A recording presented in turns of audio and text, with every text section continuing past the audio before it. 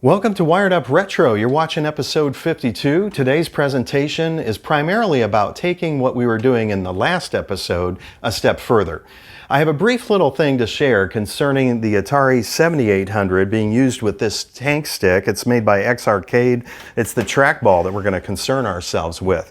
So not only the 7800, but the 5200 will be shown with the Tankstick in action. I have something new to show you. But after that, most of this episode is actually going to have to do with getting my Tron specialty controller with its joystick and the spinner and the trackball active on my Atari 5200 console. This is to play the digital games in some very unique ways. So prepare to see Atari console games played like you've never seen them played before. Okay, so first things first, we're going to jump back to the last episode when I was talking about some of the Atari 7800 games that involve two-button input. If you take a look at this footage of me playing Xevious on the 7800, you'll notice that the main fire button that I'm hitting is on the left side of the unit, while the button for bombs is way over here on the right. I'm having to switch to the right to drop the bombs, and that's really not an ideal way to play this two-button game. So I want to let you know that I've solved this. I did it by combining the joystick control method with the trackball control method. Combining them results in both the joystick and the trackball being available simultaneously along with the buttons on the top of the unit, which you'll probably want to use instead of those buttons on the side. Top is definitely more desirable. As you can see in the diagram, a 9-pin splitter cable was put into use to combine the two methods. It's a female to two male connectors splitter cable. Well, all right, before we get started playing Xevious on the 7800 with the Tankstick trackball, I do want to highlight a couple of things. Firstly, you'll be seeing some diagrams during today's episode. You've already seen one, and each of those diagrams is actually shown in the description below. In each diagram, you'll notice a few different adapters. I do want to highlight a couple of them.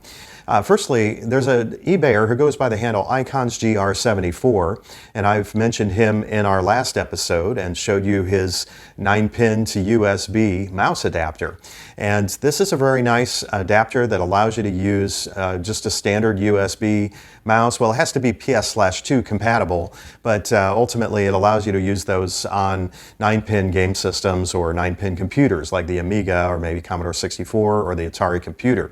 Also the 7800 or the 2600 as well. So if you have that adapter, you would think, just plug in the X-Arcade Tankstick because it's got a little PS/2 connector and even a USB connector. But unfortunately, it's not really directly compatible with that adapter. So you have to buy something called a KVM switch, which is made by ATEN. That's the one I have. So if you take a look in the description below, I'll give you a link for these products so you can check them out and hopefully get them all shipped out to the US. I know the one from IconsGR74 could take a couple of weeks because he's not in the US. He's based in Greece. As long as mail is coming in from Europe, you're going to probably get it within 10 to 14 days. That's how long it took it to get to me here in Ohio. And he has a good warranty. If you ask him about that, I'm sure he'll go over that. Oh yeah, there's another thing. If you take a look in the description below, I have a couple of extra notes, troubleshooting notes. So just letting you know, if you, let's say on this particular setup, run into an issue, I've got you covered. So you can take a look below and see how to handle that. All right, let's play this game.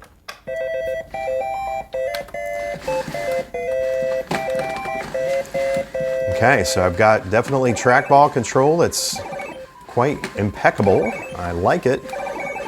And then bombs, with the second button being right here. All right, I'll keep playing. Oh, another thing I'll show you. The joystick works as well as the trackball. All simultaneously able to get you into action playing the game.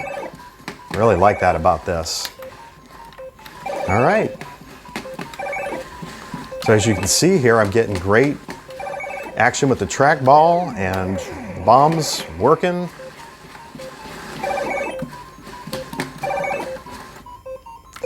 I do have the Sega Rapid Fire adapter connected in here. It's part of the setup. That has to be set on auto fire in order to get it working consistently. And you can tell I am firing kind of fast. All right, let's go on to the 5200. I'll show you some other games as well. Well, all right, I've got the 5200 all set up with a joystick plugged into the side of this adapter. This is another Icon's GR74 adapter. This is known as the 9-pin Atari/Sega to Atari 5200 controller adapter. And into the side of it plugs this 5200 controller for the use of its keypad and its start, pause, and reset buttons. So anyways, you're going to use this as your joystick, buttons, and trackball controller, and everything's going to work simultaneously. So you can immediately switch from trackball over to joystick if you want to with this particular method. And this method will work for almost all the digital games. Unfortunately, any game that would be a trackball game, not going to be compatible with this method. I'm going to show you the diagram. Now there is a little note in the diagram that says you can add in an additional cable. It's down there in the lower left corner where I indicated that. So again, if you want to refer to the description down below, you can always take a look at that online and even print it out.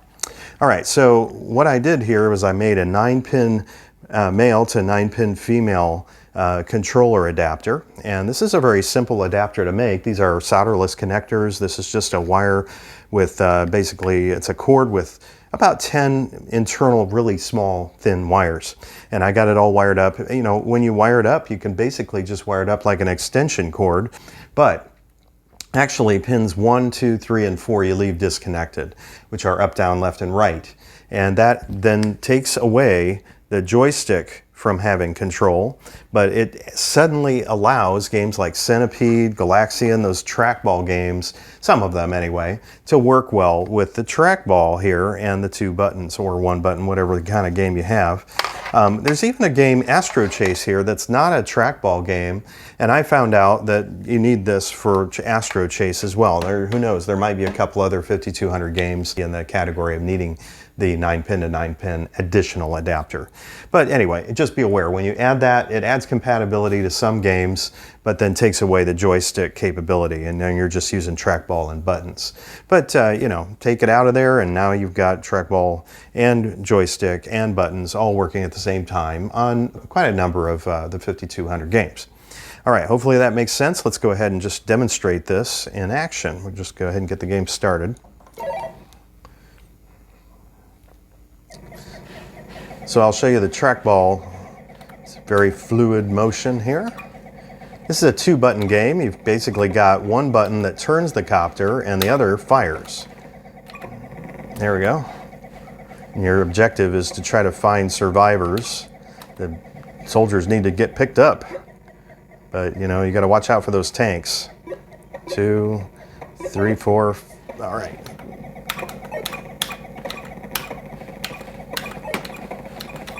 Ah, couldn't get him in time. And then you can go back home to drop off your soldiers. Now I'll show you the joystick in action as well. You can see the joystick's working just fine also. There we go. Okay, and back up we go on another mission. All right, so I want to show you another game or two on the 5200 with the Tankstick, and I'll show you one of those trackball games.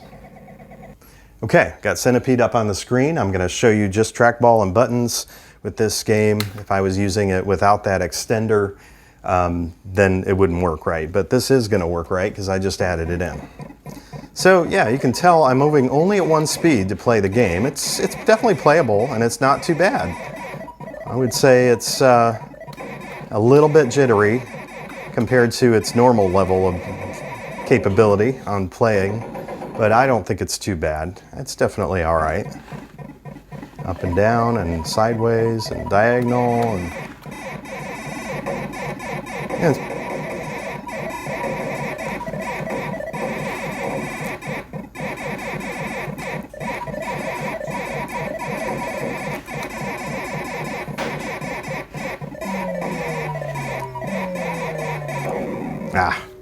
all right, let me show you a little Astro Chase. Playing Astro Chase with a trackball is actually kind of an extra awesome pleasure. Here we go.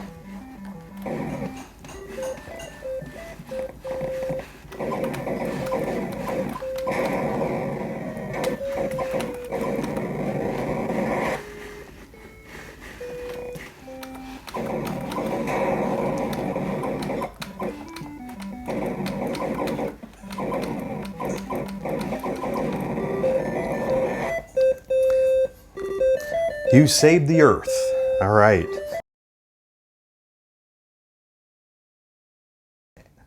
Now, as I was playing Astro Chase on the 5200, I was using that setup, if you recall the diagram, that had one particular adapter that's a PlayStation to USB controller adapter.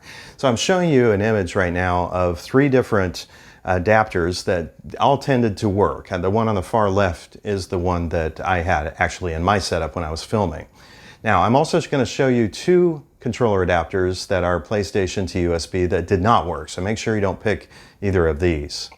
All right, so now let's move on. We're going to talk a little bit about the Tron 80's Arcade Multicontroller with its stick and trackball and spinner.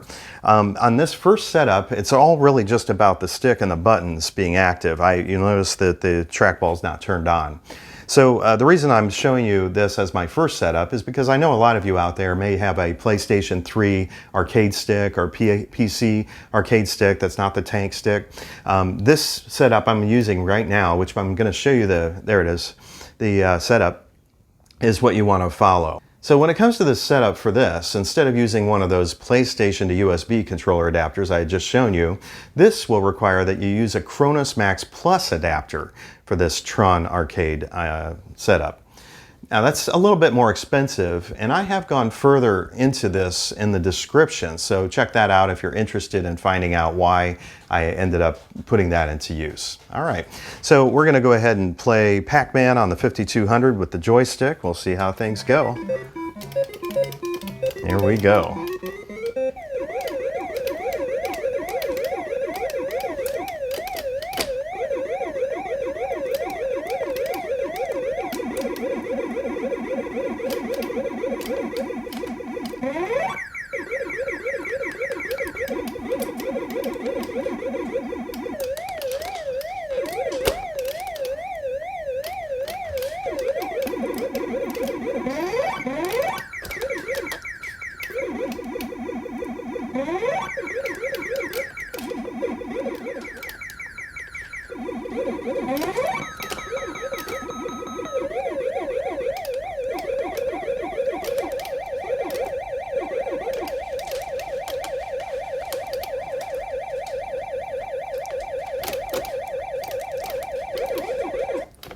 Yes.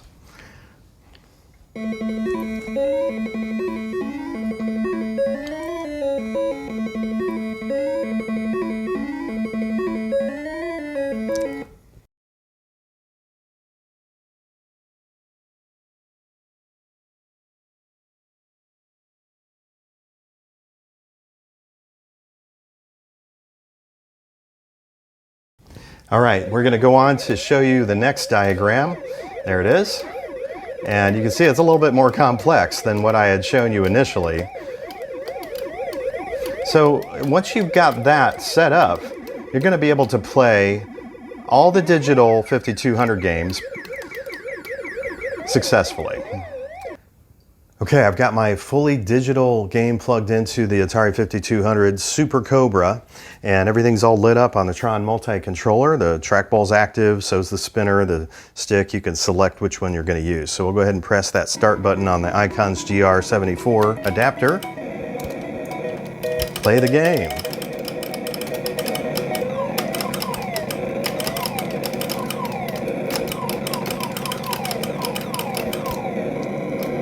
Hit the tail rotor. I'm going to play it with the trackball next. Let's see how well I can do this time.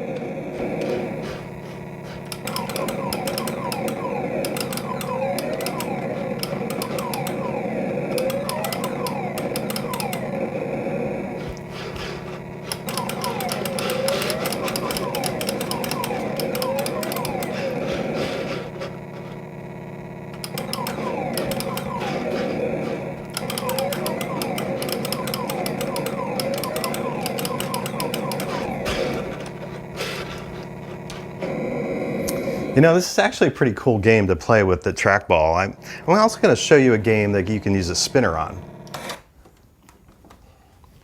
Okay, one of my favorites, Beam Rider. Let's give it a try. This one, you have to plug the 5200 controller into the side thing because you select your level with the keypad on this game.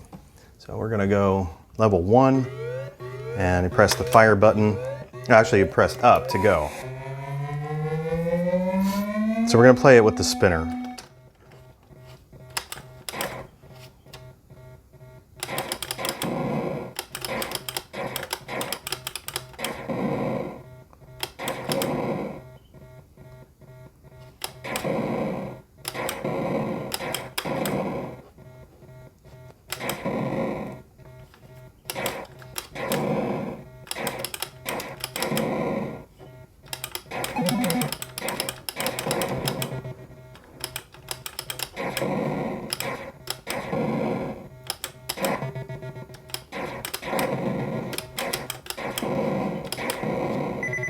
Okay, get over here. And that was the second fire button, so we got both fire buttons active. Works pretty well. Okay, so nextly what I want to do is to show you an Atari 5200 game that would enable you to utilize both the spinner and the stick at the same time, okay? Now you might wonder, well, how are you going to be using this trigger on the stick when the 5200 button is right here? That's the primary button. Well, there's a couple ways to go about doing this. The first one would be to actually open up the case and get in there and switch out some wires and components. We could do that, but it's kind of a hassle. So the way that I'm going to do it that's not so much a hassle has to do with one of the components in the setup, and that is the Cronus Max Plus. So if you take that over to your laptop and open up the software and manipulate a couple things, you can swap out this button, which is a PlayStation 3 Controller X button, and this is a square button, which is the trigger of the Tron stick, and get them swapped, which I've already actually done. So let's go ahead and try a game that has that all set up like that, and we'll see what we think. Okay, meteorites, let's give it a try. So the spinner will turn him left and right, and the fire button fires here. You press forward to go forward.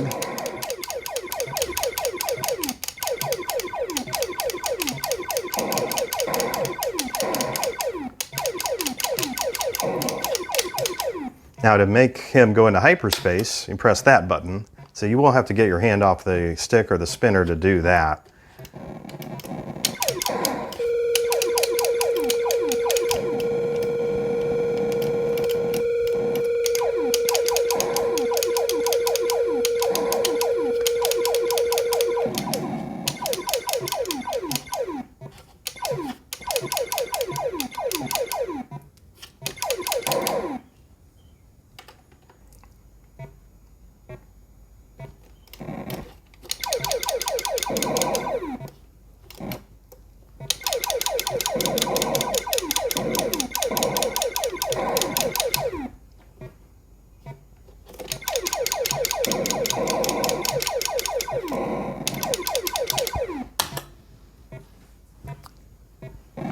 Oh. All right. So let's try another one of those games where we can use two controllers. So I've decided to put Dreadnought Factor in, and Dreadnought Factor is a game where you're at the bottom of the screen traveling upwards, and you do that either by directing the joystick, pressing forward makes him go real fast, pressing it backwards makes him go real slow, and if it's in the middle, he's going at a medium speed. Now, in the game itself, when you're going medium speed and you're in the actual fray of shooting things, it's a little too fast. So oftentimes you find yourself pulling back on the stick and shooting things. So the issue here is that instead of me wanting to use the stick, I want to use the spinner.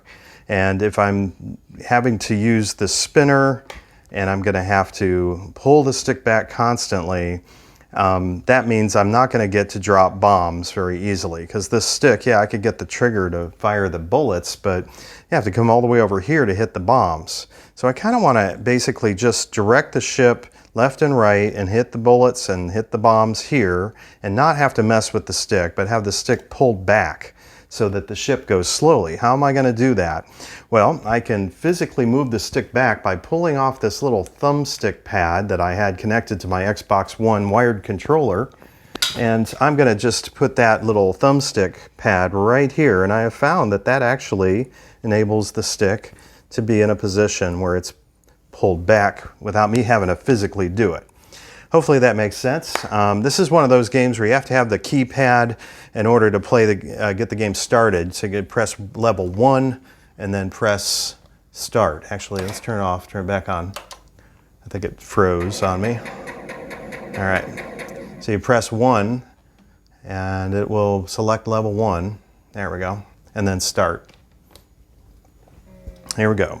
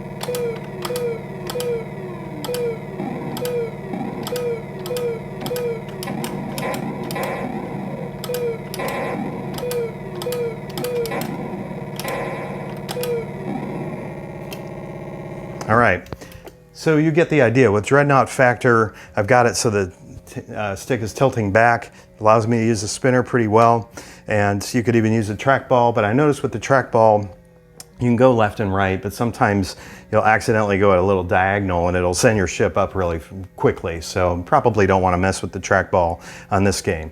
Now I've got an even better, maybe more cool game. It's one of my latest finds, and I will show that to you next.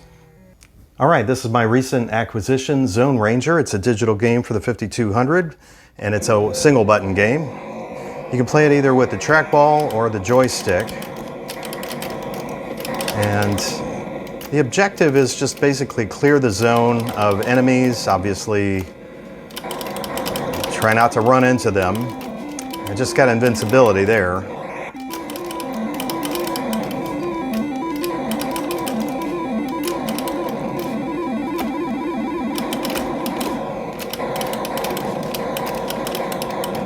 Oh, there we go.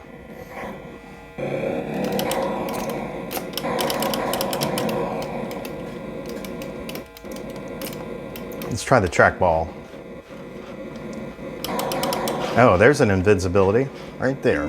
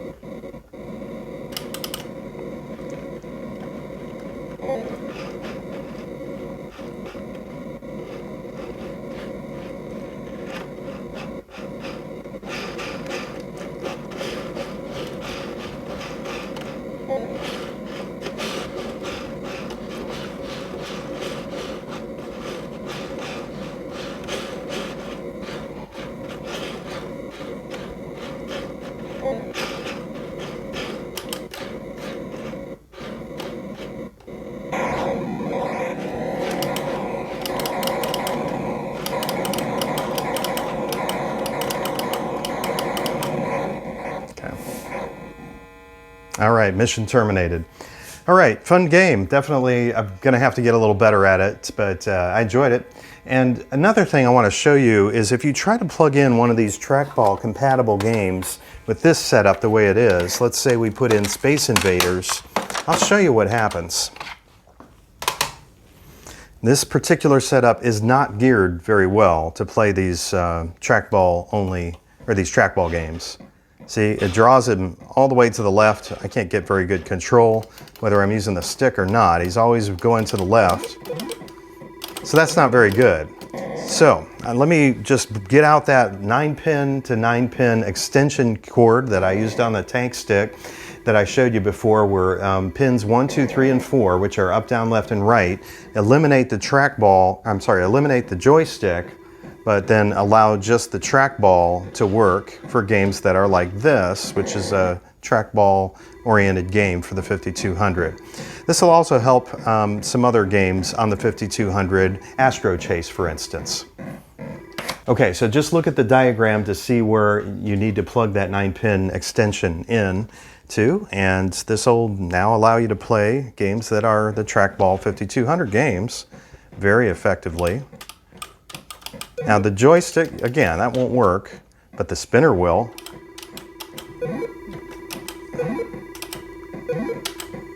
Oh, missed him. It feels pretty good. It definitely does. There we go.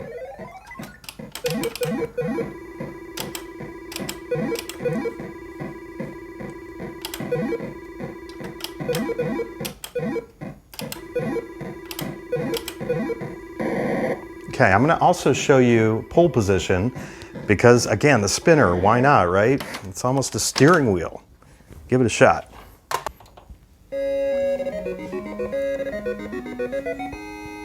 So that's my accelerator, that's my brake.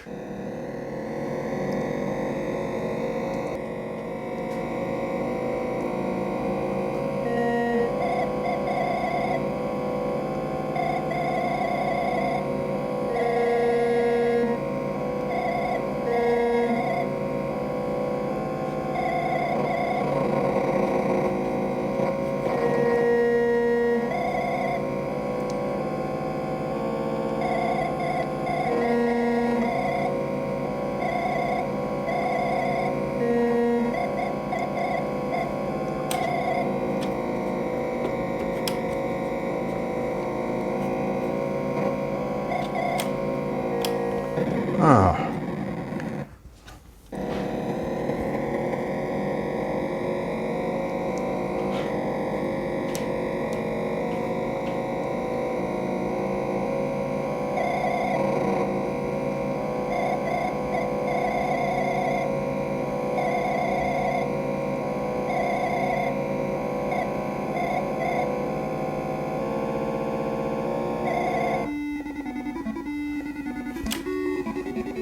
Okay, so I'm going to show you another game. This will wrap up the episode. It's Star Trek Strategic Operations Simulator, and I'm pretty sure you're going to like the results of that with the spinner.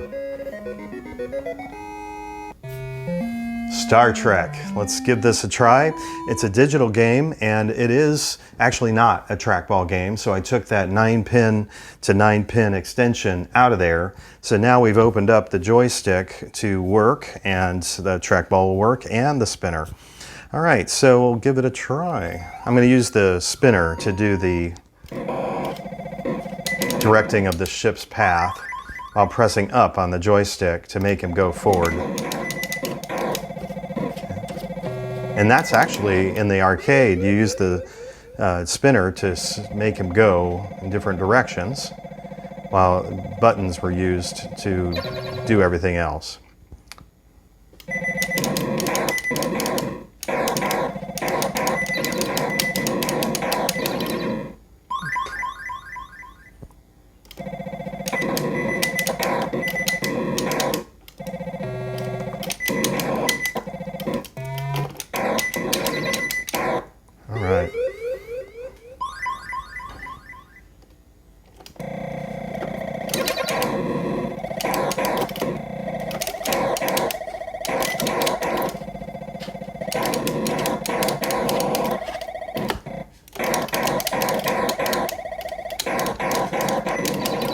we go. So today we've had a whole lot of fun using different methods to play various different 5200 games. I know I've had a lot of fun. Hopefully you guys have enjoyed this episode. On our next episode, I'm going to do something paddle-wise. And it is something I don't think anybody's done before. So prepare for another fun Wired Up Retro. If you're not a subscriber and you like classic gaming, definitely give this a subscribe, and I will definitely enjoy talking to you in the comments. If you're interested in finding out some of the nuances about today's episode, I'm here for you. I'll definitely give you information that you might desire. Some of these setups do have little nuances to them, so I'm just going to let you know that up front. Let's get in there. All right. Okay, so if any of you do want to leave me a thumb up, I'd greatly appreciate that. It's nice talking to you guys again. Well, take care.